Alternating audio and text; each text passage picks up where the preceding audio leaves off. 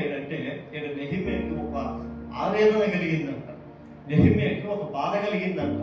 ఏంటి ఆ బాధ అని చూసినప్పుడు అక్కడ ఉన్న కొంతమంది దేవుని మందిరం పట్ల లక్ష్యం లేని వారు, అంటే పట్టింపు లేని వారు, నిర్లక్ష్యంగా ఉండే వారిని చూసినప్పుడు ఈయన తట్టుకోలేకపోయి వాళ్ళని అడుగుతున్నాడంట, ఇదిగో దేవుని మందిరం పట్ల మీరు ఎందుకు లక్ష్య పెట్టలేదని నేను వారిని అడుగుతున్నాను.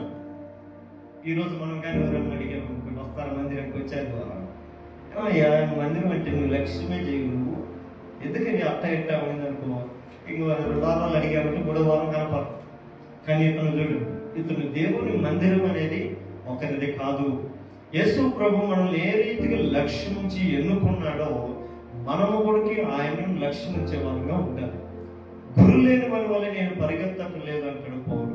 ఏమంటాడు? దేవుని మందిరంలో ఉన్న ప్రతి ఒక్క వ్యక్తి ఒక గురి కలిగిన వాడై ఉండాలి.